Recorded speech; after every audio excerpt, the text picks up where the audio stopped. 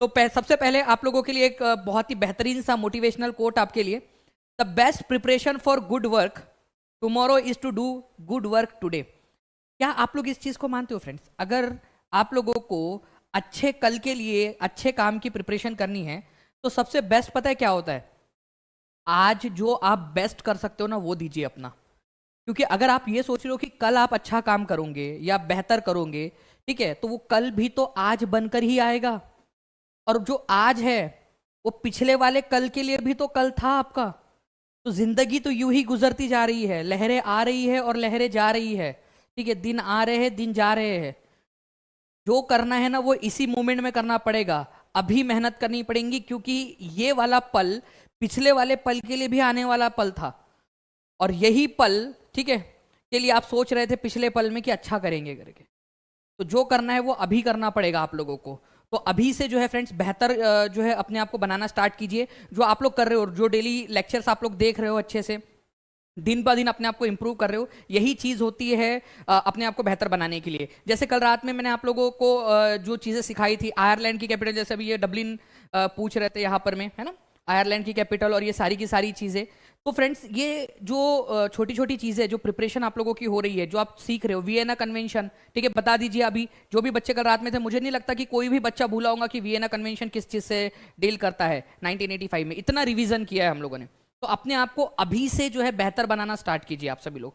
Okay, चलिए तो हम लोग आगे बढ़ते हैं यहाँ पर। मैं फ्रेंड्स पहले क्वेश्चन के साथ में आप लोगों को बताना है, एनसीईआरटी बेस्ड क्वेश्चन है, भारत में पहली कपास मिल कहाँ स्थापित हुई थी और कब हुई थी ये भी बता दीजिए आप लोग, क्योंकि ये भी क्वेश्चन अपने आप में एक इंपॉर्टेंट है। ईयर भी बताना है आप लोगों ने। ओके, चलिए आंसर करते जाइए सभी लोग कमेंट में। और एक बार फ्रेंड जितने भी लोग यहाँ पर मैं देख रहे हैं, जिन लोगों ने भी अभी तक सेशन को लाइक नहीं किया वो प्लीज़ जल्दी जल्दी से लाइक कर देंगे। जिन्होंने लाइक कर दिया उन सभी लोगों का बहुत बहुत धन्यवाद फ्रेंड्स, अपना मोटिवेशन देने के लिए। यहाँ पर मैं जहाँ भी आप लोग शेयर कर सकते हो, टेलीग्राम, फेसबुक, व्हाट्सएप, इंस्टाग्राम, जितने भी टेलीग्राम ग्रुप से सब जगह पे शेयर कर देंगे जल्दी जल्दी से। और जो लोग भी अपने व्हाट्सएप के पे लगाते हैं स्टेटस वगैरह के ऊपर में, उनका भी बहुत बहुत शुक्रिया फ्रेंड्स आप लोगों का। चलिए तो आंसर क्या हो जाएगा फ्रेंड्स इस क्वेश्चन का? भारत में पहली कपास मिल कहाँ स्थापित हुई थी? बॉम्बे में हुई थी। और कब हुई थी? ये क्वेश्चन जब मैंने आप लोगों से पूछा है तो आप लोगों ने याद रखना है फ्रेंड्स कि 1854 के अंदर में हुई थी आपकी, ठीक है, 1854 में। तो आंसर आपका ऑप्शन नंबर बी हो जाएगा। भारत के अंदर में जो पहली कपास मिल है, ठीक है, कावस जी नाना भाई दावर, ठीक है, ये याद रखना है आप लोगों ने। कावस जी नाना भाई दावर के द्वारा जो है 1854 के अंदर में बॉम्बे में स्टार्ट की गई थी पहली कॉटन मिल। ओके, बॉम्बे के अंदर में। और काफ़ी सारे पारसी जो ट्रेड पर्सन्स थे, जो पारसी गुजराती बिजनेसमैन थे, उन लोगों ने बॉम्बे में, गुजरात के कई सारे इलाकों के अंदर में बहुत सारी 1850 से 1860 के बीच में फिर धीरे धीरे धीरे धीरे काफ़ी सारी कॉटन की मिल्स बनाना स्टार्ट कर दिए थे, ठीक है। तो ये याद रखेंगे आप लोग। तो आप लोगों को ये भी थोड़ा सा आप लोग याद रख सकते हो फ्रेंड्स कि कावस जी नाना भाई दावर जो थे, इन्होंने सबसे पहली बार जो है 1854 में बॉम्बे में स्पिनिंग मिल या फिर आप लोग बोल सकते हो कॉटन मिल की शुरुआत की थी। चलिए इस क्वेश्चन का आंसर जिसने कर डाला उसकी लाइफ झिंगा लाला। बताओ इस क्वेश्चन का आंसर क्या होगा आपका? एस्टेट का क्वेश्चन आंसर्स डिस्कस करवा देते सर, आंसर की आ गई है नीतू कुमारी जी। चलिए बिल्कुल मैं करवा दूंगा।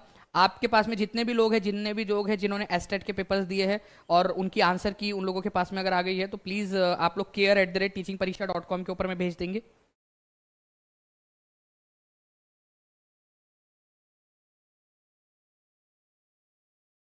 राजहरन कुमार जी, पूरी सांत्वना है आपके साथ में। तो देखिए फ्रेंड्स, अगर मैं बात करूं यहाँ पर मैं 10 डिग्री की, ठीक है, तो 10 डिग्री चैनल जो है आप लोगों का किस चीज से रिलेटेड है? अंडमान और निकोबार को अलग करता है, अंडमान और निकोबार को। तो एक ही जोड़ी 3 के साथ लगनी है। तो कितने लोगों ने इतने इस चीज को एलिमिनेट कर दिया है? एक एक चीज को एलिमिनेट करना है, यही हम लोगों ने डिसाइड किया था। एक एक चीज को हम लोग एलिमिनेट करते चलेंगे। ये तो 4 आपका एलिमिनेट हो गया यहाँ पर में। उसके बाद में अगर मैं बात करूं आप लोगों से, जो 9 डिग्री चैनल है आप लोगों का, ये क्या करता है फ्रेंड्स? 9 डिग्री चैनल मिनिकॉय जो द्वीप है लक्षद्वीप का, उसको वो बाकी के लक्षद्वीप से अलग करता है मिनिकॉय को, ठीक है। तो सी की जोड़ी 2 के साथ लगने वाली है आप लोगों की। सी की जोड़ी 2 के साथ में लगनी है आपकी। सी की जोड़ी 2 के साथ में एक ही जगह पे लगी, देखिए यहाँ नहीं लगी है, यहाँ नहीं लगा है, यहाँ भी नहीं लगा है। तो आंसर आपका ऑप्शन नंबर 2 के अलावा कुछ नहीं हो सकता। तो इस तरीके से कितने लोगों ने सोचकर आंसर लगाया था, जल्दी जल्दी से बता देंगे आप सभी लोग। कितने लोग हैं जिन्होंने बी आंसर लगाया है?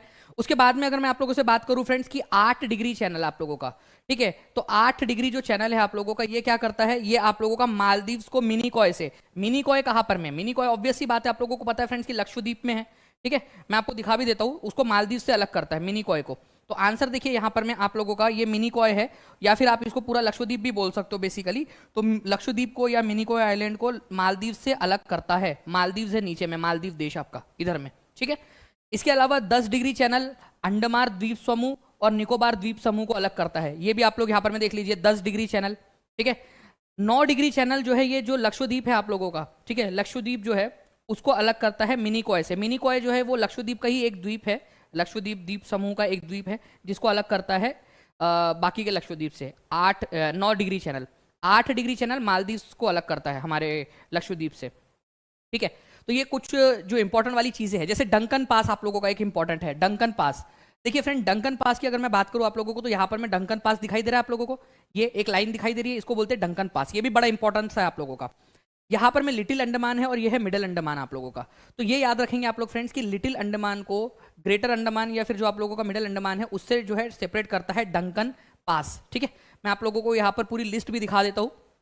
मालदीव और मिनिकॉय या फिर जो लक्षद्वीप है उसके बीच में आपका 8 डिग्री चैनल है। लक्षद्वीप या फिर आप लोग बोल सकते हो कावारती जो है उसको मिनिकॉय से अलग करता है 9 डिग्री चैनल। कोटा अंडमान, ठीक है, और निकोबार जो मतलब बेसिकली अंडमान और निकोबार आइलैंड जो है उनके बीच में 10 डिग्री चैनल है आप लोगों का, ठीक है, ये याद रखना है। दक्षिणी अंडमान, साउथ अंडमान और लघु अंडमान के बीच में डंकन पास है आप लोगों का, ठीक है।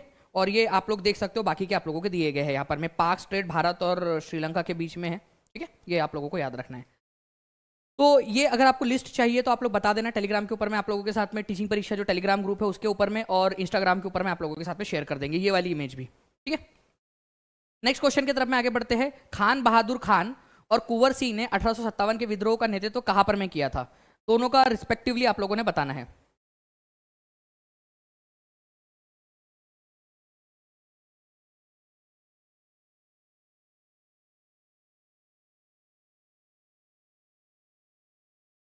अच्छा, भेजे टेलीग्राम के ऊपर में, चलो बहुत अच्छी बात है, एक बार फिर से वापस से मिल जाएगा आप लोगों को। तो देखिए खान बहादुर खान जो है ना फ्रेंड्स, ये याद रखना है आप लोगों ने, ये कहाँ से लड़े थे, ठीक है, ये आप लोगों के लड़े थे बरेली से, ठीक है। और कुंवर सिंह जो है, ठीक है, ये बिहार आरा जो जगदीशपुर है, ठीक है, वहां से लड़े थे ये याद रखना है आप लोगों ने, कुंवर सिंह 1857 की लड़ाई में। तो खान बहादुर खान बरेली से, ये याद रखना है आप लोगों ने। और कुंवर सिंह, ठीक है, और इन जो अमर सिंह है, ठीक है, इन लोगों ने आरा से लड़ाई लड़ी थी। कुंवर सिंह जो है ये ओल्ड जमींदार थे जगदीशपुर के, और आरा से लड़ते हुए सेंट्रल इंडिया के अंदर में इन्होंने कदम बढ़ाए थे, और फिर बाद में इनकी लड़ते लड़ते मृत्यु भी हो गई थी। तो खान बहादुर खान बरेली, कुंवर सिंह आरा, 1857 का विद्रोह।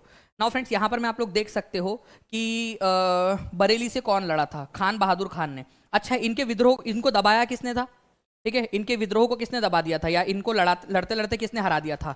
ठीक है, कैंपबेल ने, ये याद रखना है आप लोगों ने। उसके बाद में फ्रेंड्स अगर मैं आप लोगों से बात करूं बिहार के अंदर में, ठीक है, आरा के अंदर में कुंवर सिंह को किसने हराया था? William Taylor. ये सभी लोग लिखो, सभी लोग जल्दी से, ठीक है। बिहार के अंदर में, आरा के अंदर में विलियम टेलर ने हराया था इनको। अब बात आती है आप लोगों की ग्वालियर और झांसी की। तो झांसी और ग्वालियर से जो है फ्रेंड्स बेसिकली रानी लक्ष्मीबाई लड़ रही थी। झांसी की रानी जो है वो लड़ते लड़ते ग्वालियर चली गई थी, जहां पर में इनकी मृत्यु हुई। तो रानी लक्ष्मीबाई की मृत्यु कहां पर में हुई थी? लक्ष्मीबाई की मृत्यु ग्वालियर में हुई थी एक्चुअल में। किसने हराया था उनको? जनरल ह्यू रोज ने, ठीक है, ह्यू रोज, जनरल ह्यू रोज, इन्होंने हराया था। और एक बात आप लोगों को बताऊं मैं, ह्यू रोज ने एक बार कहा था कि जितने भी लोग यहाँ पर में मरे हैं ना, जितने भी लोग लड़े थे, उन सारे मर्दों में अगर कोई सबसे ज़्यादा मर्दानी थी, ठीक है, जो एक्चुअल में लड़ने के केस में बोल रहे थे, तो ह्यू रोज ने कहा था कि रानी लक्ष्मीबाई थी। तो आप लोगों से क्वेश्चन बनता है कि किसने कहा था कि रानी लक्ष्मीबाई जितने भी पुरुष लड़े हैं उनमें सबसे ज़्यादा जो है यहाँ पर में शौर्यवान थी? तो ह्यू रोज ने कहा। तो हमने इसको ऐसे याद रखा हुआ है कि रानी लक्ष्मीबाई को रोज पसंद था, गुलाब का फूल पसंद था, ऐसा रख लीजिए। ये भी पूछा जाता है कि रानी लक्ष्मीबाई को किसने हराया था? ह्यू रोज ने हराया था। रानी लक्ष्मीबाई की तारीफ किसने की थी? ह्यू रोज ने की थी, क्योंकि ऑब्वियस बात है वो लड़ रहा था तो वही तारीफ करेगा ना, ऐसा थोड़ी ना कि टेलर जाके वहां पर में तारीफ करके आएगा उनकी। अरे भाई, जो लड़ रहा था, जिसने लड़ते हुए देखा वही तारीफ करेगा उनकी, ठीक है। तो ये याद रखना है आप सभी लोगों ने फ्रेंड्स कि रानी लक्ष्मीबाई, ये क्वेश्चन आ चुका है एक्चुअल में एग्जाम के अंदर में, ठीक है, और पूछते भी है। और मैंने पहले भी आप लोगों को रोज का एग्जांपल दिया था कि रानी लक्ष्मीबाई को रोज पसंद है, ऐसा समझ लेना आप लोग, गुलाब पसंद है करके। अब वैसे रोज की स्पेलिंग अलग है, लेकिन यहाँ पर मैं आप लोग याद रखने के लिए कर सकते हो उसको थोड़ा सा, ठीक है। तो झांसी और ग्वालियर से रानी लक्ष्मीबाई की मदद कर रहे थे तांत्या टोपे, जो कि आपके नाना साहेब जो है उनके जनरल हुआ करते थे, ठीक है। नाना साहेब ने ही भेजा था रानी लक्ष्मीबाई की मदद करने के लिए उनको। प्लीज इसको थोड़ा सा याद रखना आप लोग, और भी हम लोग क्वेश्चंस के थ्रू इसको याद करेंगे। जल्दी जल्दी से लाइक एंड शेयर करते रहेंगे आप सभी लोग, ताकि मेरे को ऐसे ही आप लोगों को और भी बहुत सारी चीजें बताने का मोटिवेशन मिलता रहे। 1025 ईस्वी में सोमनाथ मंदिर पर किसने आक्रमण कर उसकी लूटपाट की थी? तो 1025 के अंदर में किसने सोमनाथ मंदिर पर आक्रमण किया था, ये आप लोग बताएंगे। तो मोहम्मद गौरी, महमूद गजनी, चंगेज खान, नादिर शाह। तो फ्रेंड्स आप लोगों ने ये चीज को याद रखना है कि महमूद गजनी जो है इसने हमला किया था, ठीक है। महमूद गजनी ने सोमनाथ मंदिर के ऊपर में, ओके। और सोमनाथ मंदिर को उसने तोड़फोड़ कर दिया था, वहां से लूटपाट भी की थी। महमूद गजनी। गजनी जो है फ्रेंड्स एक्चुअल में इसको इसलिए बोला जाता है क्योंकि ये गजनी गजनवी या गजनी जो है वहाँ उसकी राजधानी थी, वहाँ का शासक था ये अफगानिस्तान के इलाके के अंदर में। तो आंसर आप लोगों को ऑप्शन नंबर बी हो जाएगा, ठीक है। तो ये सोमनाथ मंदिर आप लोग देख पा रहे हो फ्रेंड्स, सोमनाथ मंदिर के ऊपर में ये हमला किया गया था महमूद ऑफ गजनी के द्वारा, मतलब गजनी का राजा था वो, ये याद रखना है आप लोगों ने। और एक चीज़ और आप लोगों को बताना चाहूंगा कि करीब 17 बार जो है उसने हमला किया है भारत के अंदर में, ठीक है। 1000 ईस्वी से लेकर 1027 एडी के बीच में 17 बार। प्लस मोहम्मद घोरी जो है इसने हमला किया था, ठीक है, 1191 के अंदर में, ठीक है, और 1192 के अंदर में, ठीक है। ये याद रखना है आप लोगों ने, 1192 के अंदर में आपकी तराई की पहली लड़ाई, तराई की दूसरी लड़ाई, तो ये आप लोगों को थोड़ा सा याद रखना है। 1191 1192 के अंदर में मोहम्मद घोरी ने हमला किया था, पृथ्वीराज चौहान को हराया था, वो अलग चीज़ है, ठीक है। चलिए, तो ये दो चीज़ आप लोग याद रखिए। आगे बढ़ते हैं हम लोग यहाँ पर में, ठीक है। बाकी आप लोगों को पता ही है फ्रेंड्स की टीचिंग परीक्षा जो इंस्टाग्राम का हैंडल है, वहाँ पर में भी आप लोग जुड़ सकते हो। टीचिंग परीक्षा आप लोगों ने सर्च करना है, सिंपली आप लोगों को वहाँ पर में मिल जाएगी बहुत सारी चीज़ें। जैसे ही नदी मैदान में प्रवेश करती है वो मुड़ती है और बड़े मोड़ बनाकर बहती है, जिसे कहा जाता है, एक नदी है, ठीक है, पहाड़ से उतरी वो, ठीक है, फिर जैसी मैदानी इलाके में उतरी और वो चौंक गई, उई माँ ये कहाँ आ गई मैं, और मस्त पैकी लहराते बलखाते हुए जो है वो चलती है। तो वो जो लहराते बलखाते हुए चलती है उसको क्या कहते हैं? मिएंडर्स कहते हैं, विसर्प कहते हैं। ये याद रखना है आप लोगों ने फ्रेंड्स। यहाँ पर मैं आप लोग देख पा रहे हो कि ये नदी जो है वो ऊपर से नीचे की तरफ में जैसे ही उतरी तो ये ऐसे मोड़ बना के बहने लगी इस तरीके से, ठीक है। इसको मिएंडर्स कहा जाता है, विसर्प या फिर मिएंडर्स बोलते हैं इसको, ओके, मिएंडर या फिर विसर्प। तो नदी मैदानी पहाड़ के ऊपर में से उतरी नदी, ठीक है, ऐसे, और इस तरीके से मोड़ बना के जो बहती है ना, ये मोड़ जो होते हैं इनको कहा जाता है मिएंडर या विसर्प। ये याद रखेंगे आप लोग, ओके, इंपॉर्टेंट है आप लोगों का। बिल्कुल आसिया, आसिया परवीन जी, बिल्कुल ये जो है जितनी भी आप लोगों के एग्जाम्स है उन सारे एग्जाम्स के लिए लाभदायक होने वाला है ये, ओके। चलिए, अच्छा ये तटबंध क्या होता है? अब जो नदी है, मान लो ये नदी बह रही है, तो क्या नदी का पानी को इधर उधर जाने दूं मैं? नदी का जो पानी है जो बह रहा है, तट होने चाहिए कि नहीं होने चाहिए नदी को? आप लोग खुद इमेजिन करो, इमेजिन करो कि नदी का तट ही नहीं है, तो नदी का पानी तो इधर जा रहा है, कभी उधर जा रहा है, ठीक है। तो जो तट उठा हुआ जो एरिया होता है तट का, उसको तटबंध या लीवीज कहा जाता है, ये याद रखना है आप लोगों ने, ठीक है। लीवीज। फ्लड प्लेन मतलब जहां पर में जब भी बाढ़ आती है और नदी का पानी जहां जहां तक फैल जाता है, ठीक है, उस एरिया को जो है फ्लड प्लेन बोलते हैं। फ्लड प्लेन, बाढ़ का मैदान, जहां जहां पर में नदी का पानी बाढ़ के मदद से जाता है। और डेल्टा मतलब होता है आप लोगों का, ठीक है, डेल्टा का मतलब होता है जब नदी अपने आखिरी चरण पर होती है, ठीक है, और वो समुद्र में मिलने वाली होती है, तो छोटे छोटे स्ट्रीम्स में टूट जाती है। तो ये जो एरिया होता है ना, इसको डेल्टा बोलते हो आप लोग। जब नदी आखिरी चरण पे समुद्र से मिलने से पहले अलग अलग छोटे छोटी स्ट्रीम्स में टूट जाती है, उसको डेल्टा कहा जाता है। और आपको पता है सबसे बड़ा डेल्टा कौन बनाता है पूरी दुनिया का? सबसे बड़ा, दुनिया का सबसे बड़ा डेल्टा कौन बनाता है? जल्दी बताइए आप लोग। जी बिल्कुल, शुभम यादव जी। जैसे मैंने कहा कि सारी एग्जाम्स में काम आएगा, तो आपको झारखंड पीजीटी में भी काम आएगा। और आपको पता है कि झारखंड अभी जो कल पेपर मुझे किसी ने भेजा है यहाँ पर में, आई थिंक पुष्पा जी ने भेजा है, ठीक है, मोहित कुमार जी ने भी भेजा है। तो वो जो पेपर्स है उसके अंदर में मैंने देखा काफ़ी सारे क्वेश्चन तो वही है जो हम लोगों ने पढ़े थे, ठीक है। चलिए, ये क्वेश्चन का आंसर कीजिए आप लोग। भारतीय राज्यों और उनके संस्थापकों के संबंध में निम्नलिखित में से कौन सा युग्म सही है? कौन सा वाला सही है ये बताना है आप लोगों ने। Which of the following pairs are correctly matched regarding Indian states and their founders? अब देखिए यहाँ पर में जो है फ्रेंड्स, आई थिंक आप लोगों के जो ऑप्शंस है वो मिसिंग है, लेकिन कोई बात नहीं, आप लोग जो है फ्रेंड्स बिना ऑप्शन के भी आंसर लगा सकते हो, ऐसी मुझे उम्मीद है, ठीक है। बिना ऑप्शंस के भी आप लोग यहाँ पर में आंसर लगा पाओगे। जल्दी जल्दी से बताइए इसका आंसर क्या होगा आप लोगों का, ठीक है। कौन कौन से सही है ये बता दीजिए। अवध की स्थापना किसने की थी? क्या शुजा-उद-दौला ने की थी अवध की स्थापना? हैदराबाद की स्थापना निज़ामुल मुल्क आसफ जहां ने, और बंगाल की स्थापना जो है मुर्शिद कुली खान ने।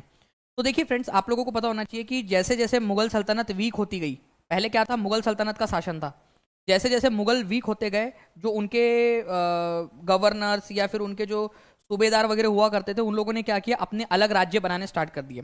तो हैदराबाद जो है यहाँ पर में दक्षिण के अंदर में हैदराबाद राज्य की स्थापना की थी आसफ जहां ने। ये बिल्कुल सही है आप लोगों का, ठीक है। बंगाल जो है वो धीरे धीरे किसके नेतृत्व में अलग हुआ, मुर्शिद कुली खान के नेतृत्व में धीरे धीरे अलग हो गया, ठीक है। ये आप लोगों ने याद रखना है बंगाल। लेकिन अगर मैं अवध की बात करूं तो अवध जो है यहाँ पर में अवध जो है वो शुजाउद्दौला नहीं, ठीक है, सआदत खान नाम था उनका, सआदत खान, ठीक है, सआदत खान उनका नाम था। सआदत खान जो थे उनके नेतृत्व में ये अलग हुआ था। तो आप लोगों का जो है फ्रेंड्स यहाँ पर में आप लोग इस ऑप्शन को, यहाँ पर में ऑप्शंस आने चाहिए थे 2 एंड 3, 1 एंड 2, तो वो आप लोगों को याद रखना था। तो 2 एंड 3 यहाँ पर में सही है आप लोगों का, ठीक है। तो अवध की स्थापना जो है वो सआदत खान ने की थी मुगल सल्तनत से अलग होकर, ठीक है, अवध की स्थापना, ये आप लोग याद रखोगे। उसके बाद में अगर मैं आप लोगों से बात करूं बंगाल की स्थापना किसने की, तो मुर्शिद कुली खान ने की थी। सभी लोग लिखेंगे यहाँ पर में मुर्शिद कुली खान। उसके बाद में हैदराबाद की स्थापना किसने की, तो आसफ जहां ने की थी, ये याद रखना है। इन तीनों में कॉमन क्या है, इन तीनों में क्या कॉमन है? सबसे पहली बात तो इन्होंने मुगलों से अलग होकर अपने राज्य की स्थापना की थी, पहली बात। दूसरी बात, ये तीनों के तीनों जो है वो बड़े मनसबदारी पोजीशन के ऊपर में थे मुगलों के समय में। तो मुगल दरबार में बड़े मनसबदार हुआ करते थे, ठीक है। जैसे सादत खान 600 जात का मनसबदार था। जात रैंक का मतलब होता है फ्रेंड्स, जितनी ज्यादा आप लोगों का नंबर उतने ज्यादा आपकी पोस्ट बढ़ी, ठीक है। उसके बाद में जो मुर्शिद कुली खान थे, आप देख सकते हो 700 जात रैंक का मनसबदार थे, ठीक है। आसफ जहां जो है ये 7,000 के, और ये भी 7,000 के जो है मनसबदार हुआ करते थे। तो हाई पोजीशन हुआ करती थी, ये बड़ी बड़ी पोजीशन इनको दी गई थी। तो तीनों के तीनों बड़े बड़े मनसबदार हुआ करते थे और अलग अलग राज्य की स्थापना की जैसे ही मुगल वीक हो गए, ठीक है। तो ये थोड़ा सा आप लोगों ने याद रखना है। तो अवध की स्थापना किसने की, हैदराबाद की स्थापना किसने की, और बंगाल की स्थापना किसने की, ये आप लोग कमेंट करके बता सकते हो। रॉकस्टार बोल रहे सर मैं आपका ऐप का स्टूडेंट हूँ सर, मेरा बीपीएससी एग्जाम में 60 नंबर आ रहा है, थैंक यू सर। चलो बहुत अच्छी बात है रॉकस्टार जी, 60 नंबर मतलब तो बहुत बढ़िया, आपका तो आराम से हो जाएगा, कोई इशू नहीं।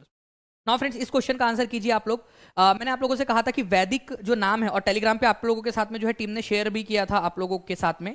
तो बताइए कि वैदिक जो नाम है, जो पुराने नाम है रिवर्स के, उनकी जोड़ी लगानी है आप लोगों ने। तो स्टूडेंट्स ने लगा दी जोड़ी, बताइए यहाँ पर मैं आंसर क्या होगा। सभी लोग जल्दी जल्दी से आंसर करेंगे। देखिए अगर मैं ब्यास नदी की बात करूं आप लोगों से, तो इसको विपास बोला जाता था, विपास नदी, ठीक है, विपास नदी, ब्यास को विपास, सिंपल सी बात है, ओके। परुष्णी नदी रावी नदी है, 10 राजन युद्ध हुआ था इसके किनारे के ऊपर में, 10 राजन युद्ध, ठीक है। तो ए की जोड़ी 3 के साथ लगनी है, ठीक है, बी की जोड़ी 4 के साथ लगनी है, तो लगा लो यहाँ पर में, ठीक है। 3 और 4 आना चाहिए आप लोगों का, 3 और 4 यहाँ पर में ऑप्शन नंबर 3 में दिया हुआ है, खत्म हो गई बात यहाँ पर में, ठीक है। कितना सिंपल सा था। उसके बाद में असिकनी नदी जो है आप लोगों का, ये आप लोगों को याद रखना है, और वितस्ता नदी। तो असिकनी नदी जो है फ्रेंड्स, ये चिनाब नदी को कहा जाता था, चिनाब नदी को, चिनाब नदी जो है उसको असिकनी कहते थे, और वितस्ता जो है ये झीलम नदी को, ठीक है। तो ये जितनी ज्यादा बार प्रैक्टिस करोगे ना उतना ज्यादा याद होगा। ये याद ही होता है आप लोगों को रिवीजन कर करके। जैसे आपको पारुष्णी नदी याद हो गया होगा, काफी सारे लोग हैं जिनको पारुष्णी नदी याद हो गया। कितने लोग हैं जिनको पारुष्णी नदी याद है, हाथ ऊपर करके बता देंगे। पारुष्णी नदी याद हो गया, 10 राजन युद्ध हुआ था वहां पर में, रावी नदी के किनारे के ऊपर में। तो बी की जोड़ी 4 के साथ लगनी है, एक ही जगह पे लगी थी बी की जोड़ी 4 के साथ में, आप ऑप्शन एलिमिनेट कर सकते थे। वैसे ही फ्रेंड्स ब्यास की जोड़ी, ब्यास को विपास कहा जाता है, ये याद कर लो। असिकनी को चेनाब और वितस्ता को झीलम। धीरे धीरे करके जितना ज्यादा प्रैक्टिस करोगे उतना ज्यादा याद होता जाएगा आप लोगों को, ठीक है। चलिए बहुत बढ़िया। नाउ फ्रेंड नेक्स्ट आगे बढ़ते हैं हम लोग यहाँ पर में। उससे पहले आप लोग देख सकते हो कि जो है कौन सी नदी को क्या कहा जाता है। पारुष्णी नदी को रावी नदी कहा जाता था, ठीक है। रावी नदी को पारुष्णी नदी कहा जाता था, चेनाब को असिकनी, झीलम को वितस्ता, ठीक है। इंडस नदी या सिंधु नदी, उसको सिंधु नदी ही बोलते हैं हम लोग। ब्यास नदी को विपास नदी कहा जाता था, ये याद रखना है आप लोगों ने, ठीक है। इसके अलावा जो है फ्रेंड्स आप लोग देख सकते हो कि सतलज नदी भी एक इंपॉर्टेंट है, ठीक है। सुतुद्री या शुतुद्री, कई जगह पे सुतुद्री लिखेगा, कई जगह पे शुतुद्री लिखेगा आप लोगों को, तो ये आप लोग थोड़ा सा याद रख सकते हो। नाउ फ्रेंड्स एनसीईआरटी बेस्ड एक क्वेश्चन आप लोगों का, which of the following is called gate to Mecca. Mecca का द्वार किसको कहा जाता था। मक्का मतलब वो खाने वाला मक्का नहीं है यहाँ पर, मैं बेसिकली यहाँ पर मैं बात हो रही है, मक्का एक शहर जो है सऊदी अरब के अंदर में, जहाँ पर में लोग हज के लिए जाते हैं, ठीक है। तो मक्का का प्रवेश द्वार किसको कहा जाता था, या गेट टू मक्का कहा जाता था, क्योंकि भारत के जो लोग थे वो उस बंदरगाह से होकर जाते थे मक्का, ठीक है। तो सूरत जो है फ्रेंड्स, इसको मक्का का द्वार कहा जाता था, गेट टू मक्का। मक्का अगर किसी को जाना है, किसी को हज पे जाना है भारत से, तो सूरत का जो बंदरगाह था वहां से जाते थे, सूरत पोर्ट से, ठीक है। भारत आप देख रहे हो यहाँ पर में आप लोगों का, और यहाँ पर में है सूरत। तो सूरत जो है फ्रेंड्स यहाँ से जाया जाता था, ठीक है। यहाँ से बढ़िया से जहाज में बैठकर, क्योंकि उस समय एरोप्लेन तो थे नहीं, समुद्री जहाज हुआ करते थे, तो समुद्री जहाज से होते हुए इस तरीके से यहाँ पर में मक्का जाया जाता था। ये याद रखना है आप लोगों ने। ओके, ये सऊदी अरब देख रहे हो आप लोग, यहाँ पर में है मक्का। ओके, चलिए, तो ये थोड़ी सी चीज़ है जो आप लोगों ने याद रखनी है। तो गेट टू मक्का किसको कहा जाता है? ठीक है, मक्के का द्वार, तो मक्के का द्वार कहा जाता है सूरत को। डायरेक्टली ये क्वेश्चन आप लोगों से पूछा जाएगा एग्जाम के अंदर में, प्लीज इसको याद रखिए आप लोग। नाउ फ्रेंड, नेक्स्ट क्वेश्चन की तरफ में आगे बढ़ते हैं आप लोगों के। जेलेपला दर्रा कहाँ पर में स्थित है? ठीक है, कौन से वाले हिमालय में स्थित है? वाह, ये क्वेश्चन करने में बहुत मजा आएंगी, बहुत ज्यादा मजा, क्योंकि फ्रेंड्स इसके अंदर में ना आप लोगों का ये तो क्लियर है कि जेलेपला, ठीक है, आपका है कहाँ पर में, ठीक है, ये आप लोगों को पता है। लेकिन अब इनमें से कौन से वाले हिमालय के अंदर में है, अगर ये क्वेश्चन पूछ लिया जाए आप लोगों से तो, ठीक है, पंजाब हिमालय, सिक्किम हिमालय, कुमाऊं हिमालय, कश्मीर हिमालय। तो जो है फ्रेंड जेलेपला आप लोगों का आपको मिलेगा सिक्किम के अंदर में। ठीक है, सिक्किम के अंदर में। अब ध्यान से समझना आप लोग मेरी बात को, यहाँ पर मैप के थ्रू आप लोगों को दिखाता हूँ। अगर आप लोग बात करोगे यहाँ पर में, ठीक है, तो जो आप लोगों का सिंधु नदी से लेकर, ठीक है, आप लोगों का यहाँ सतलज नदी तक का जो एरिया है उसको पंजाब हिमालय बोला जाता है। पंजाब हिमालय, ठीक है, पंजाब हिमालय, पंजाब हिमालय। फिर उसके बाद में सतलज नदी से लेकर आप लोगों का काली नदी तक का जो एरिया है उसको कहा जाता है आप लोगों का, ठीक है, कुमाऊं हिमालय, कुमाऊं हिमालय। फिर काली नदी से लेकर आप लोगों का तीस्ता नदी तक का जो एरिया है आप लोगों का उसको कहा जाता है नेपाल हिमालय। ठीक है, और नेपाल हिमालय से आगे का जो है आप लोगों का उसको कहा जाता है आप लोगों का फ्रेंड्स, ठीक है, ब्रह्मपुत्र हिमालय, सिक्किम हिमालय, अलग अलग नामों से उसको जाना जाता है। आपको पता है कि नाथुला और जेलेपला कहाँ पर में आप लोगों के, ये आप लोगों के सिक्किम के अंदर में है। तो आप डायरेक्टली यहाँ पर में कुमाऊं को एलिमिनेट कर सकते थे, पंजाब हिमालय को, कश्मीर हिमालय को एलिमिनेट कर सकते थे। सिक्किम के अंदर में है ये आपका जेलेपला दर्रा, सिक्किम के अंदर में। तो सिक्किम राज्य के अंदर में नाथुला दर्रा और जेलेपला दर्रा आप लोग दोनों यहाँ पर में देख सकते हो। तो नाथुला और जेलेपला दर्रा या पास का मतलब क्या होता है? पास का मतलब होता है फ्रेंड्स आप लोगों का जो पहाड़ियाँ है, ठीक है, उनके बीच का रास्ता, दो पहाड़ों के बीच में से जो रास्ता जाता है उसको कहा जाता है। ये आप लोगों ने याद रखना है, दो पहाड़ियों के बीच का रास्ता। ठीक है, तो नाथुला और जेलेपला दोनों के दोनों सिक्किम में, जल्दी जल्दी से लिख लो सभी लोग। जेलेपला और नाथुला दोनों के दोनों सिक्किम में है। सभी लोग लिख देंगे कमेंट बॉक्स के अंदर में, एक एक बच्चा यहाँ पर में लिख देगा। ठीक है, चलिए, और लाइक भी करते चलो यार, इतने सारे लोग देख रहे हैं, जल्दी जल्दी से लाइक का बटन भी दबाते चलेंगे आप सभी लोग। ठीक है, चलिए, तो जेलेपला और नाथुला लास्ट में पूछूंगा मैं आप लोगों से, विच of the following is the largest tributary of Indus river? Sindhu नदी की सबसे बड़ी नदी कौन सी है? ठीक है, सबसे बड़ी सहायक नदी। सबसे बड़ी सहायक नदी का मतलब क्या होता है? सबसे बड़ी का मतलब होता है फ्रेंड जो सबसे ज्यादा पानी लेकर आती है। अगर आपको लेंथ बोलना होता उसको, तो ऑब्वियस सी बात है वो आप लोगों से बोला होता कि सबसे लंबी सहायक नदी कौन सी है। लेकिन यहाँ पर मैं वो क्या बोल रहा है, सबसे बड़ी सहायक नदी कौन सी है, सबसे बड़ी वाली सहायक नदी। ठीक है, तो ये याद रखना है आप लोगों ने फ्रेंड्स कि सबसे बड़ी जब सहायक नदी यहाँ पर मैं पूछा है आप लोगों से, ओके, तो सबसे बड़ी वाली कौन सी होंगी आपकी? तो चेनाब नदी जो है फ्रेंड सबसे ज्यादा पानी लेकर आती है। सिंधु नदी के अंदर में सबसे ज्यादा पानी कौन देती है? चेनाब नदी देती है। इसी वजह से आंसर आप लोगों का हो जाएगा ऑप्शन नंबर बी। अगर आपसे सबसे लंबी वाली पूछा होता, सबसे लंबी, ठीक है, सबसे लंबी कौन सी है भाई लोग, तो सबसे लंबी जो है वो आप लोगों को लगाना था सतलज नदी। ठीक है, सतलज नदी जो है आप लोगों की, ठीक है, सतलज नदी जो है आप लोगों की सबसे लंबी सहायक नदी है। तो प्लीज इसको याद रखना है आप लोगों ने। ओके, मैं आपको यहाँ दिखा भी देता हूँ, ये है चेनाब नदी आप लोगों की। चेनाब नदी जो है फ्रेंड्स ये याद रखना है सबसे ज्यादा पानी लेकर आती है, सबसे ज्यादा पानी चेनाब नदी लेकर आती है। लेकिन अगर सबसे लंबी सहायक नदी पूछता तो सतलज होता आपका, सबसे लंबी वाली सहायक नदी। तो सबसे ज्यादा पानी या सबसे बड़ी सिंधु की सहायक नदी चेनाब नदी है, सबसे लंबी वाली बोले तो सतलज है। तो दोनों के दोनों आप लोग लिख लो जल्दी जल्दी से कमेंट बॉक्स में। सिंधु की सबसे बड़ी सहायक नदी, सबसे बड़ी लार्जेस्ट और लॉन्गेस्ट, दोनों में फर्क है। अगर लॉन्गेस्ट बोलेगा तो आंसर क्या लगाओगे आप लोग? चलो एक बार फिर से लिख दो। ठीक है, लॉन्गेस्ट ट्रिब्यूटरी कौन सी है, ये अगर आपका होता तो आंसर क्या लगाते हैं आप लोग लिख दो, फिर से लिख दो यार, कोई बात नहीं है। रिवीजन जो है वही आप लोगों को आगे बढ़ाती है, ये याद रखना है आप लोगों ने। ठीक है, चलो आगे बढ़ते हैं फ्रेंड्स। आप लोगों का साइमन कमीशन भारत में प्रथम बार कब आया था? तो साइमन कमीशन ने भारत में प्रवेश कब किया था, ये आप लोगों से पूछा जा रहा है, सबसे इंपॉर्टेंट वाली चीज।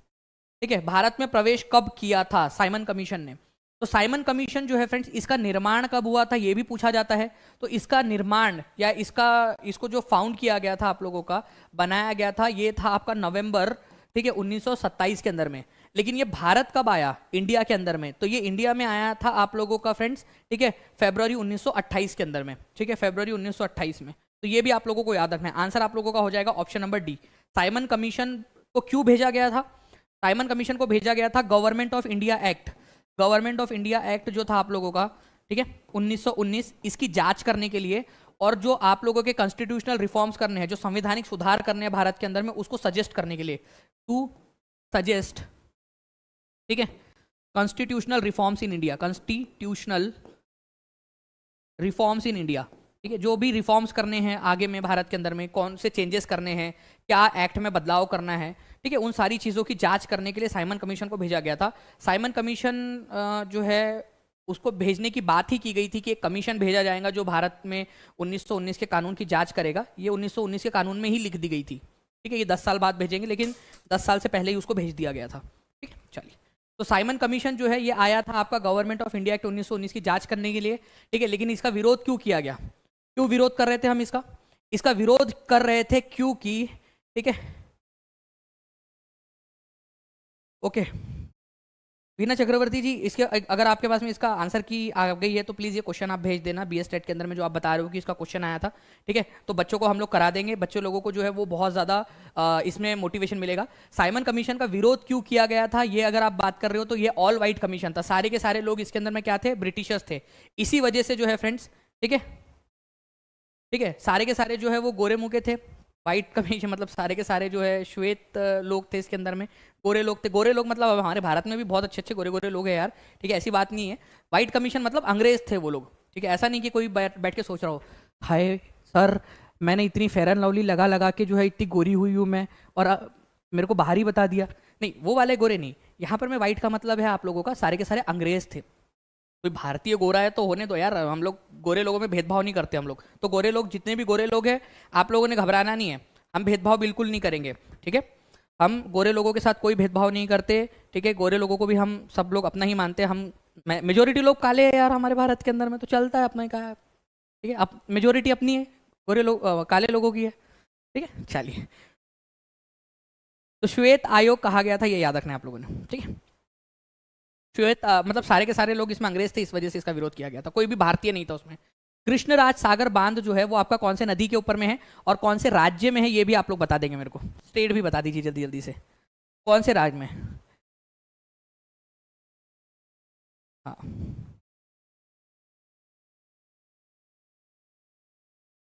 आपका रंग गेहुआ है।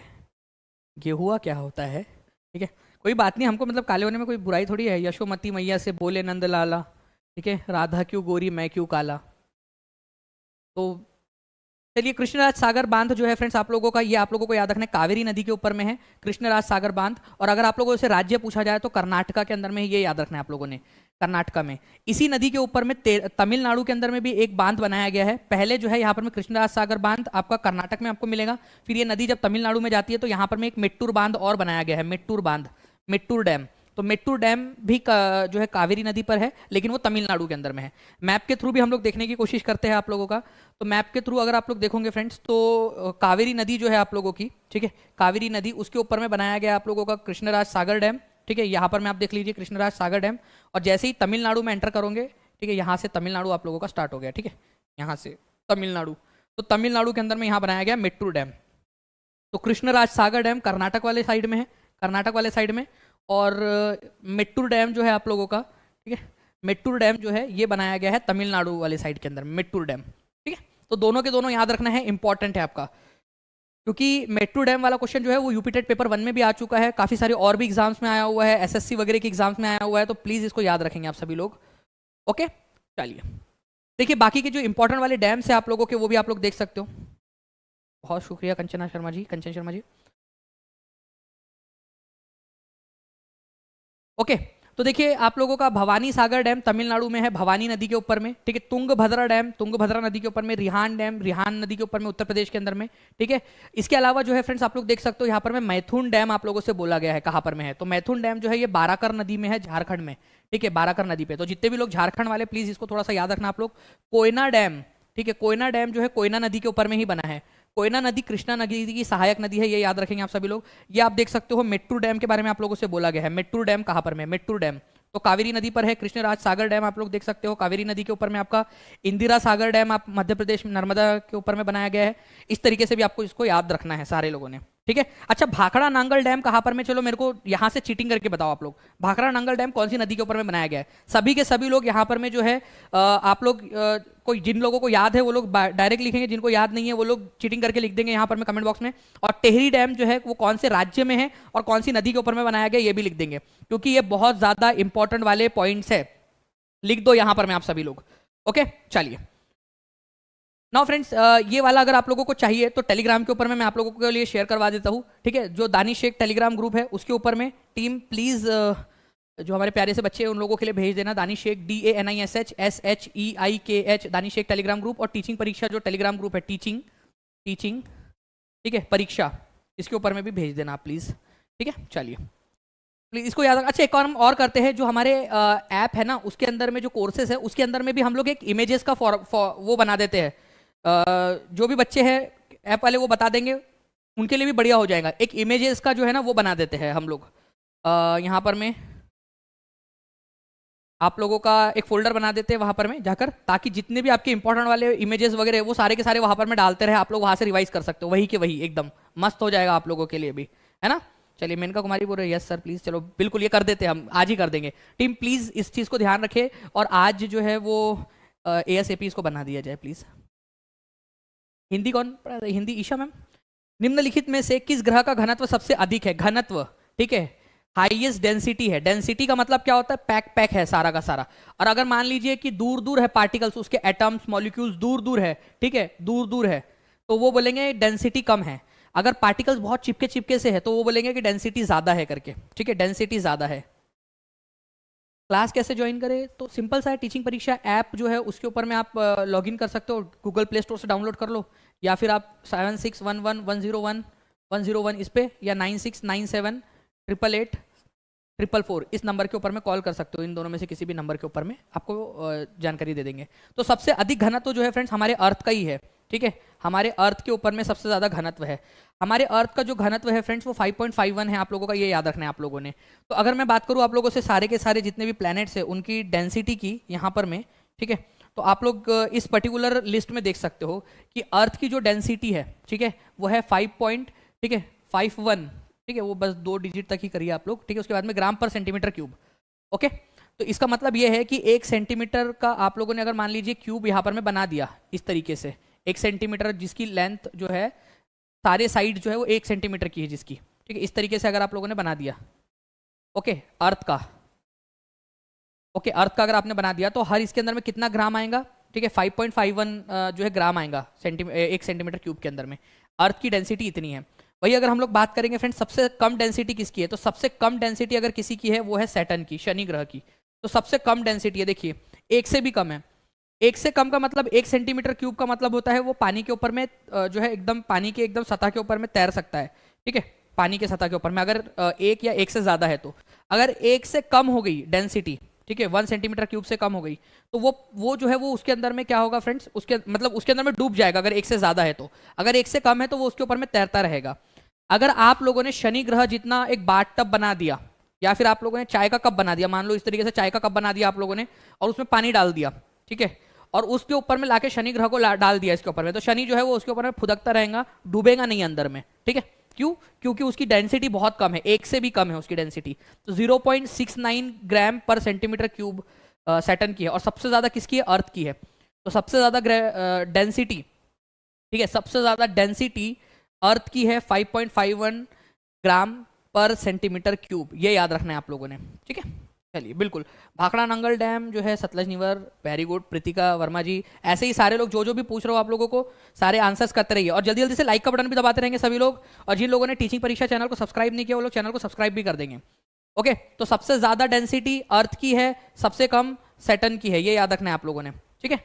बाकी जो है फ्रेंड्स एक और क्वेश्चन आप लोगों के स्क्रीन के ऊपर में ये रहा, इसका भी आंसर करेंगे सभी लोग जल्दी जल्दी से। बताइए यहाँ पर में इस पर्टिकुलर क्वेश्चन का आंसर क्या होगा आप लोगों का।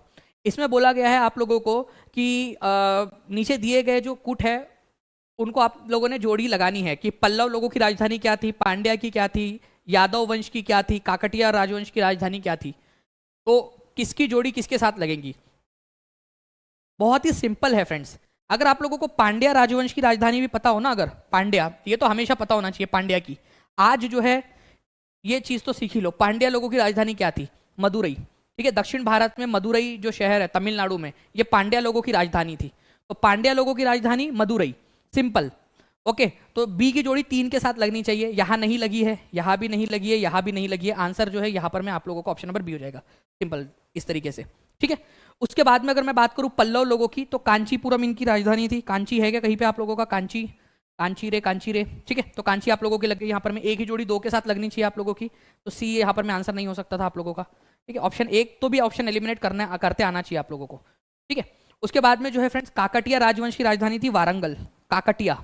ठीक है, आज का जो तेलंगाना है ना, वहां पर में वारंगल था। ठीक है, वारंगल, काकटिया राजवंश वहां पर में शासन करता था आपका। तो काकटिया की राजधानी वारंगल, डी की जोड़ी 1 के साथ लगनी चाहिए। ठीक है, बच गया यादव। ठीक है, देवगिरी, जिसको बाद में जो है अलाउद्दीन खिलजी ने जीत लिया था, और देवगिरी ही था जिसको जो है आप लोगों ने इसका नाम भी चेंज कर दिया था, इसको राजधानी बनाई थी। जल्दी जल्दी से बताएंगे आप लोग, किसने इसको देवगिरी को राजधानी बनाई थी और इसका नाम क्या रखा था देवगिरी का? महाराष्ट्र के अंदर में है देवगिरी आपका। जल्दी जल्दी से बता देंगे आप सभी लोग, किसने देवगिरी को राजधानी बनाया था और देवगिरी का नाम क्या रखा गया था? चांदनी का आंसर सबसे पहले आ गया है, दौलताबाद। और इसको राजधानी किसने बनाया था? मोहम्मद बिन तुगलक ने। वेरी गुड, बहुत बढ़िया। ठीक है, सुषमा कुमारी जी का भी आंसर आ गया था सबसे पहले, इसका मोहम्मद बिन तुगलक वाला। तो यहाँ पर में देवगिरी को ही दौलताबाद कर दिया गया था नाम। ठीक है, और अलाउद्दीन खिलजी के समय में जीता गया था, बाद में मोहम्मद बिन तुगलक के समय में देवगिरी या दौलताबाद जो थी उसको दिल्ली सल्तनत की राजधानी बना दिया गया था कुछ समय के लिए। तो आंसर इसका जो है ऑप्शन नंबर बी हो जाएगा, ये वाला आपका। ब्रह्मपुत्र नदी भारत में किस दर्रे से प्रवेश करती है? ठीक है, ब्रह्मपुत्र नदी जो है फ्रेंड्स, ये मस्त पैकी जो है चेमा युंगडुंग ग्लेशियर से निकलती है। लद्दाख में तिब्बत का जो इलाका है वहां पर मैं फिर रही थी। ठीक है, अचानक से उसको याद आता है, अरे मैं यहाँ कहाँ आ गई, मेरे को तो भारत जाना था। तो वो ऐसा टर्न लेकर भारत के अंदर में आती है। तो भारत में जब एंटर करती है तो यहाँ पर मैं पहाड़ों के बीच में रास्ता होगा। ऑब्वियसली बात है, ऐसा तो नहीं होगा कि मैं पहाड़ पे चढ़ी, फिर वहां से पहाड़ से ऐसे उतरी, नदी बोलेंगी और फिर मैं भारत में। अरे भाई, पहाड़ों के बीच में से आएंगी वो किसी ना किसी दर्रे से भारत में। तो यांगपा दर्रा जो है फ्रेंड्स, उसमें से आती है भारत के अंदर में, ये अरुणाचल प्रदेश में, ये याद रखना है आप लोगों ने। ओके, यांगपा दर्रा, यांगपा दर्रा। ठीक है, दिव्या केशारी जी, आपको आई थिंक शायद कॉल आया होगा यहाँ पर मैं आपका इसमें। अच्छा, एक चीज और बता दूं, जैसे उन्होंने बताया कि जो यूपी है आप लोगों का, यूपी पीईटी, ठीक है, यूपी परीक्षा चैनल के ऊपर में आज से क्लास होने वाली है 9:30 बजे। जितने भी लोग हैं सारे के सारे आ जाएंगे फ्रेंड्स। 30 डेज का क्रैश कोर्स है आपका, ठीक है, यूपी की एग्जाम्स के लिए। तो सारे के सारे लोग जो है, जितने भी लोग हिस्ट्री, सिविक्स, ज्योग्राफी, इकोनॉमिक्स, ये सारी चीजें पढ़ना चाहते हैं, ठीक है, 30 डेज का क्रैश कोर्स वाला जो है उसमें भी आ सकते हैं मेरे साथ में। ठीक है, तो आप लोग बाकी के लोग जो यूपी से नहीं भी है लेकिन फिर भी पढ़ना चाहते हैं, वो लोग भी कर सकते हैं। आज से 9:30 बजे सारे के सारे लोग जो है आ जाएंगे। इस लेक्चर के बाद में आप डाइवर्ट भी हो जाओगे वहां पर, मैं जिसकी लिंक मैं पिन कमेंट में भी दे दूंगा आप लोगों को। तो लेक्चर के बाद उसमें भी ज्वाइन हो जाना आप लोग। तो यहाँ पर मैं दिखाना चाहूंगा फ्रेंड्स कि ये यहाँ पर मैं आप लोग देख सकते हो, ये है यारलुंग सैंगपो, या जिसको आप लोग सैंगपो रिवर या फिर जो है भारत के अंदर में ब्रह्मपुत्र नदी के नाम से जानते हो। ये आप देख रहे हो यहाँ पर में, ये नदी यहाँ से भारत में आ रही है। तो ये जो दर्रा है यहाँ पर में, उसको यांगपा दर्रा कहा जाता है। क्या कहा जाता है इसको? यांगपा दर्रा। ठीक है, ये याद रखना है आप लोगों ने। कहाँ पर में है ये दर्रा आप लोगों का? अरुणाचल प्रदेश के अंदर में। तो आपसे ये भी पूछते हैं कि ब्रह्मपुत्र नदी सबसे पहले कौन से राज्य में एंटर करती है? तो सबसे पहले जो है कहाँ पर में करती है? सबसे पहले जो है अरुणाचल प्रदेश में एंटर करती है, जिसको वहां पर में सियांग नदी या दिहांग नदी के नाम से जाना जाता है। सियांग नदी किसका नाम है? या दिहांग भी बोला जाता है इसको, दिहांग। सियांग या दिहांग कौन से नदी का ही दूसरा नाम है? ये भी क्वेश्चन बन सकता है आप लोगों का। ठीक है, दिहांग या सियांग ब्रह्मपुत्र नदी का ही दूसरा नाम है आपका। ये ओरिजिन कहाँ से होती है? तिब्बत में होती है, तिब्बत में। तिब्बत में कहाँ से होती है? तिब्बत में चेमा युंगडुंग ग्लेशियर से। तो एक क्वेश्चन ये भी बन सकता है कि चेमा युंगडुंग ग्लेशियर से कौन सी नदी का उद्गम होता है? तो ब्रह्मपुत्र नदी का उद्गम होता है।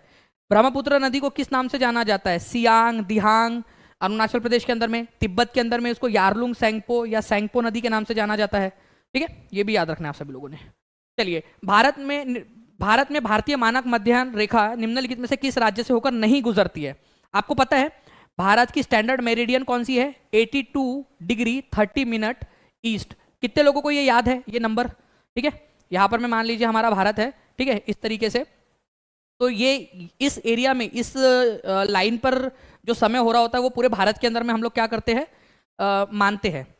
तो यहाँ पर में 5 राज्यों से होकर जाती है ये सीमा, ये जो लाइन है 5 राज्यों से होकर जाती है। ठीक है। तो बिहार एक ऐसा राज्य है जिसमें से होकर ये नहीं जाती है। मैं आप लोगों को मैप के थ्रू भी दिखाना चाहूंगा यहाँ पर मैं।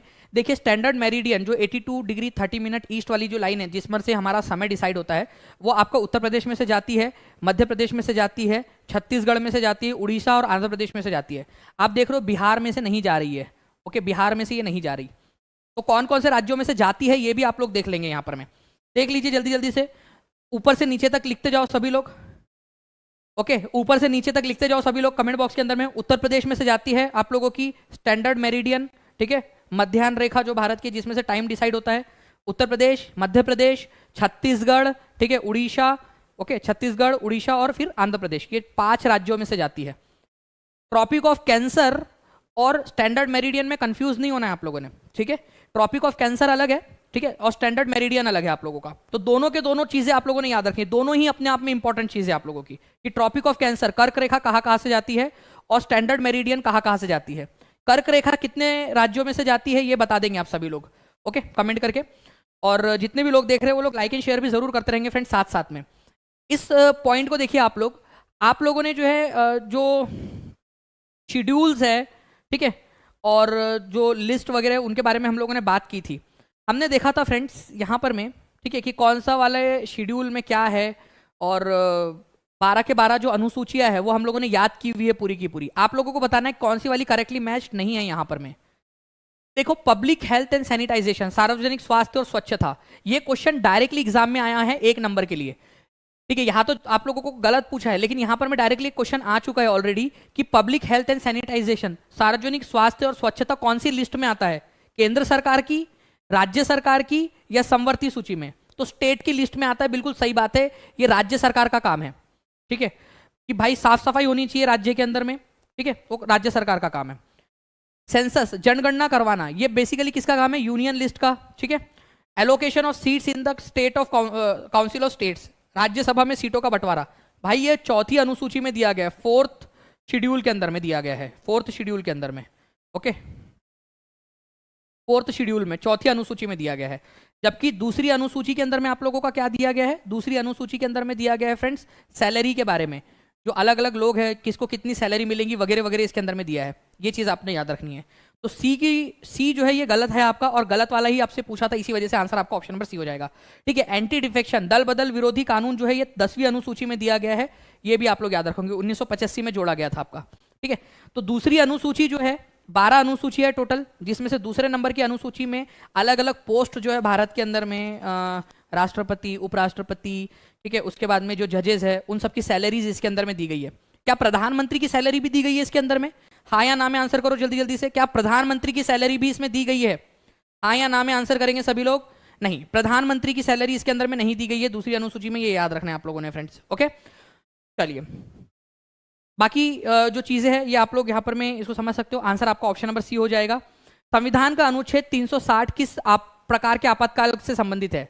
हमारे भारत में 3 प्रकार के आपातकाल है फ्रेंड्स, 3 प्रकार के, ठीक है। एक 352 में दिया है, ठीक है, एक 356 में दिया है, और एक 360 में दिया है, ओके। तो 360 वाला आपातकाल किस चीज से रिलेटेड है? तो 360 आर्टिकल नंबर 360 में जो आपातकाल है वो आपका फाइनेंशियल इमरजेंसी है, वित्तीय आपातकाल। कि अगर भारत में बहुत ज़्यादा ही पैसे की कमी हो गई, हमारा जो ऋण है वो हमारी जीडीपी से भी कम हो गया, तो इसको फाइनेंशियल इमरजेंसी बोला जाएगा। तो फाइनेंशियल इमरजेंसी जो है वो आर्टिकल नंबर 356 में 360 में दी गई है। इमरजेंसी इन स्टेट्स, जिसको आप लोग प्रेसिडेंट रूल भी बोलते हो, इमरजेंसी इन स्टेट या प्रेसिडेंट रूल एक ही बात है ये दोनों के दोनों, और ये 356 में दिया गया है, ठीक है।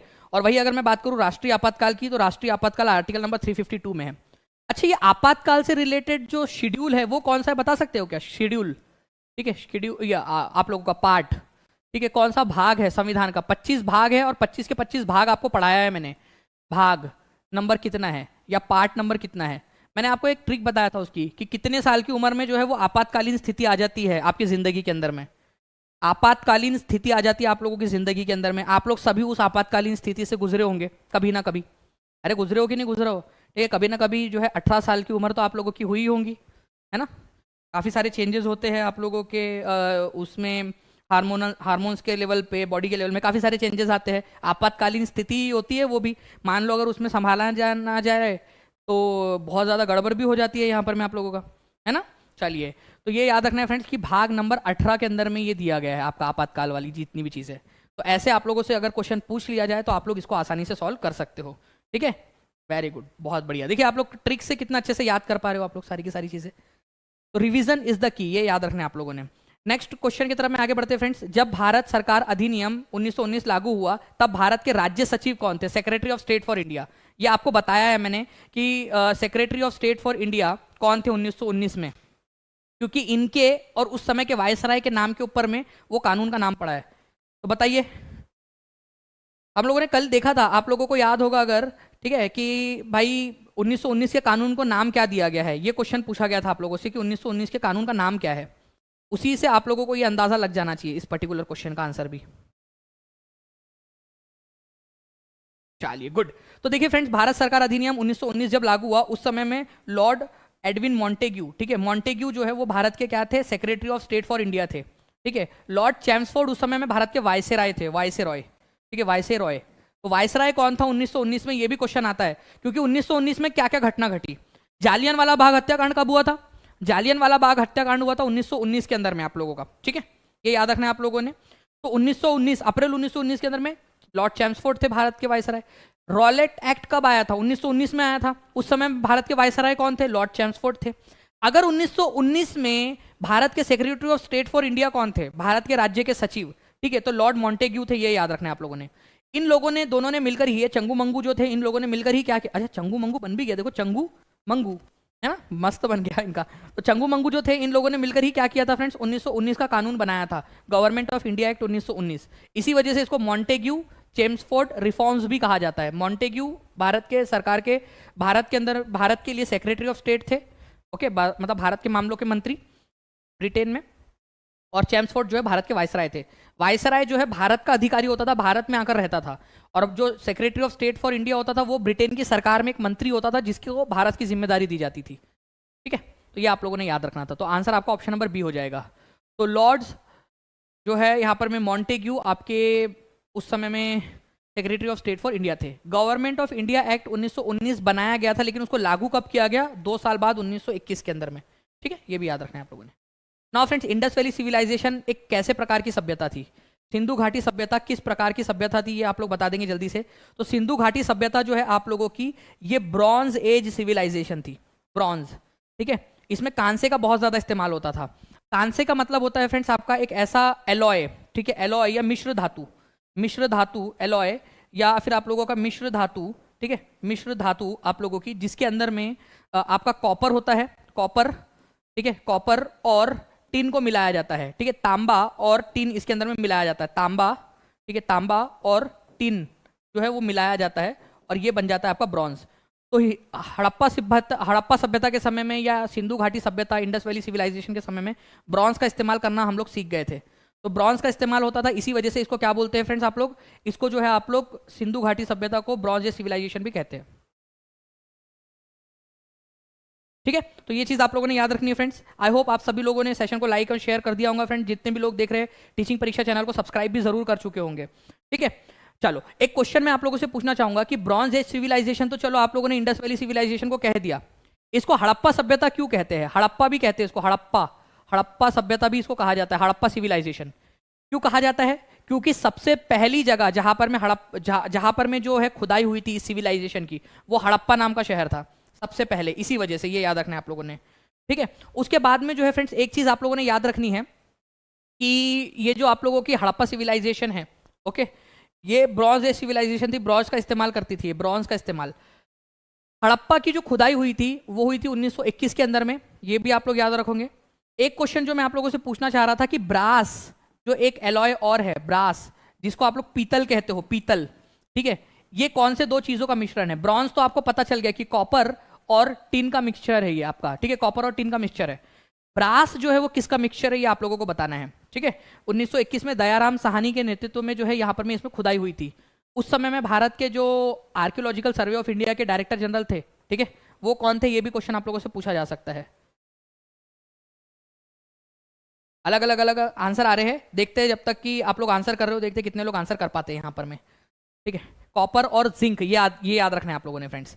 ओके, बाकी फ्रेंड्स मैं आप लोगों को बता दूं यहाँ पर मैं कि जितने भी लोग देख रहे हैं, अगर आप लोग टीचिंग परीक्षा के साथ में जुड़ना चाहते हो तो आप लोग टीचिंग परीक्षा का ऐप डाउनलोड कर सकते हो। टीचिंग परीक्षा इस तरीके से आप लोग गूगल प्ले स्टोर में सर्च कीजिए, आप लोगों को मिल जाएगा टीचिंग परीक्षा।